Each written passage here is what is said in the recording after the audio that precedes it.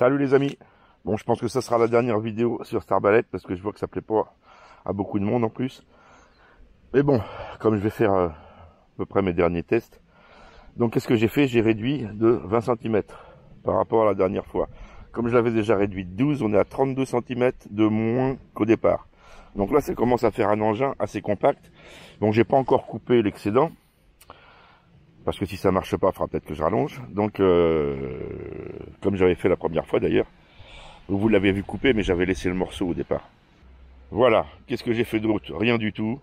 Si, j'ai remplacé les obus plastiques là, dans les caoutchoucs. Je vais vous mettre des photos. Et j'ai fait des perles en aluminium.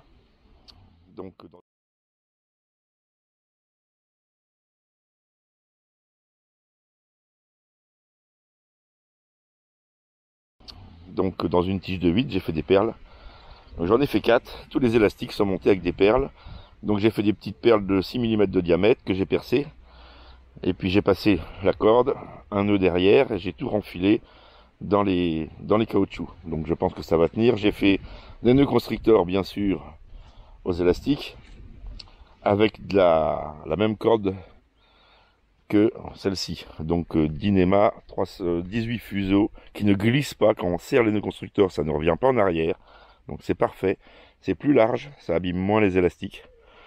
Et puis on va faire quelques tirs. Alors là, je vais pas mettre le moulinet. Ça sert à rien de toute façon pour prendre la vitesse. Ça sera la même vitesse avec ou sans le fil à tirer. Hein, sur 30 cm pour aller jusqu'au chrony, ça changera rien à la vitesse. Par contre, ça va pas s'en mêler et tout. J'ai mis la cible tout près. Et on va juste prendre les vitesses, voir comment ça se passe. Alors les élastiques, là pour l'instant, je vais être à 3,2 fois. Je suis pas au coef de 3,5. Voilà. Elle est armée, le chrony est prêt. Premier tir. 173,8. Donc là, on a vraiment perdu. D'ailleurs, je l'ai senti à l'armement, c'était beaucoup moins dur. Je sais pas si on voit là, parce que j'ai le trépied avec. 173,8. Alors, on va changer les ancrages et on va essayer de profiter de l'accélération finale sur les poulies. Donc, je modifie les réglages. Deuxième tir avec les caoutchoucs un petit peu plus tendus au niveau des ancrages arrière.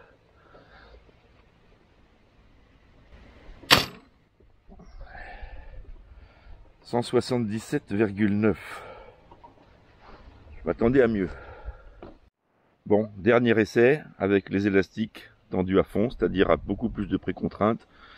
Et les ancrages arrière, ici, sont tendus à bloc. Je ne peux pas aller plus loin. Bon, je pourrais en inversant les pattes. Hein. Mais je suis sur un allongement de un coef de 3,4. Donc c'est la limite de toute façon.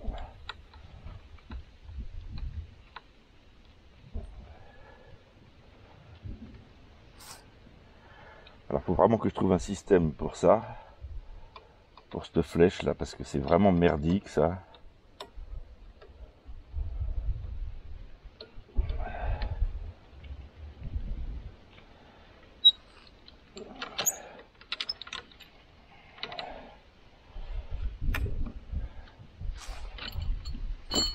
Voilà.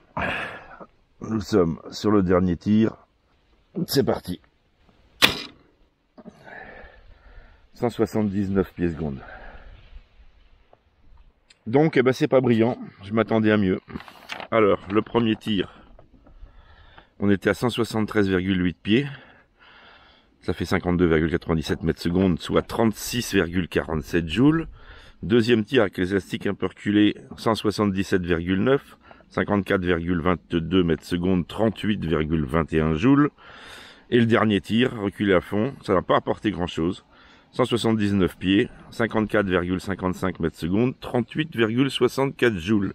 À savoir que j'ai un allongement des élastiques à 69,5 cm, que je suis sur un coef d'allongement d'élastique de 3,4 et que j'ai une poussée, enfin plutôt une tirée de la flèche, puisqu'elle n'est pas poussée, elle est tirée là, de 42 cm. Et 42 cm de poussée ou de tirée de flèche, ça suffit pas. Ça ne suffit pas. Donc comme quoi la longueur est très importante. La longueur est très importante. Il faut qu'il y ait une poussée prolongée, ou une tirée dans mon cas, prolongée pour que la vitesse augmente. Là, je suis un peu limite.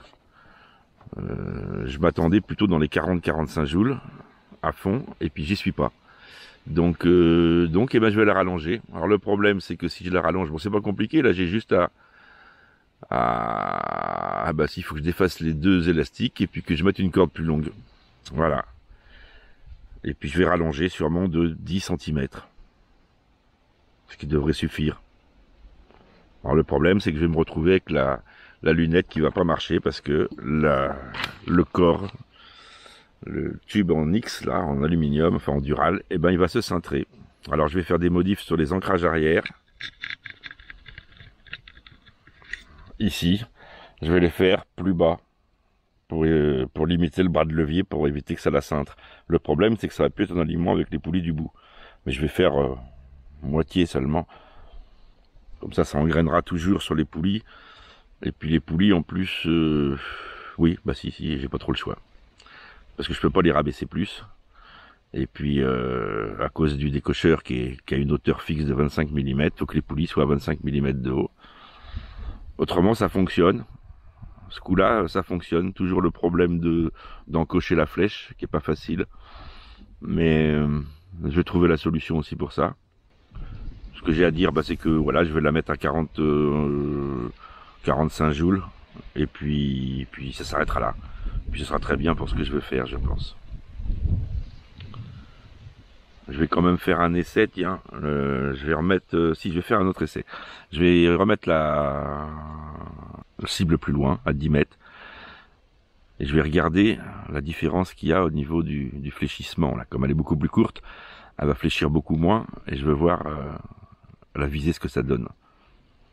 Si le point rouge baisse beaucoup ou pas. Donc je vais faire ça. Donc, je viens de faire un petit point noir sur la planche, à l'endroit où le point rouge, que le point rouge indique. Maintenant, attention, il n'est pas réglé en hauteur. Ce que je veux voir, c'est la différence quand je vais armer l'arbalète. Donc, on arme.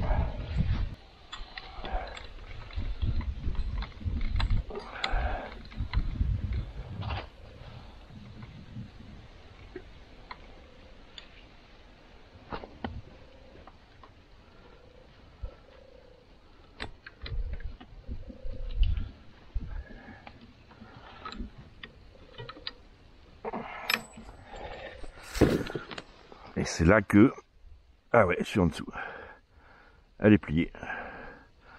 Je suis en dessous. C'est dingue ça. Je suis en dessous, moins que la dernière fois, mais je suis en dessous. Alors on va tirer, voir où ça tape.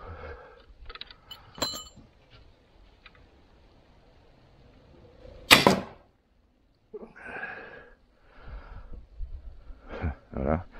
Là, le point rouge est revenu parfaitement sur mon point noir. Et je suis à gauche. Ce qui n'est pas forcément logique. Mais je soupçonne un autre problème, c'est l'équilibrage des deux côtés. Puisque le crampon que j'ai fait qui vient cramponner la corde en fait elle ne glisse pas. Même quand je suis armé à fond, elle ne glisse pas sur le crampon. Et quand je le mets dans l'encoche de la flèche, ça ne glisse pas non plus en latéral. Ce qui veut dire que si je mets mal le crampon pour armer, eh ben ça peut tirer plus d'un côté que de l'autre. Donc ça c'est aussi un gros problème. Il faudrait monter des roulements pour que quand ça soit tiré à fond, au moment où j'arme, que le fil puisse se centrer avec une force égale de chaque côté. Donc c'est encore un autre souci ça. En fait j'ai deux problèmes pour arriver à résoudre tout. La flexibilité de l'arbalète. Donc il va falloir la renforcer pour pas qu'elle plie. Et puis faire un système d'armement différent avec des roulements. Si j'y arrive, je vous ferai une autre vidéo. Mais là, il va y avoir beaucoup de changements à faire. Autrement, le principe, eh ben, il est bon, ça marche. Il n'y a pas photo. On va aller voir, je vais vous expliquer en cible ce qui s'est passé.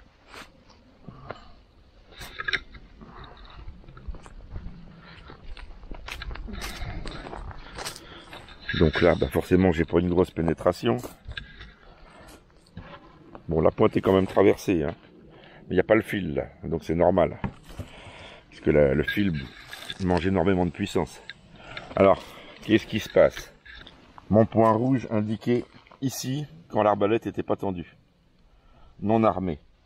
Mon point rouge indiquait ici, armé. Donc ça correspond au flambage du corps de l'arbalète. Et quand j'ai lâché, à la planter ici, encore un petit peu plus bas.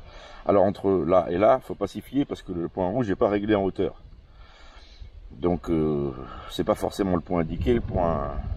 Mais ce qui va pas, c'est que quand je suis désarmé, j'ai mon point rouge ici, et quand je suis armé, j'ai mon point rouge ici. Et nous sommes à 10 mètres.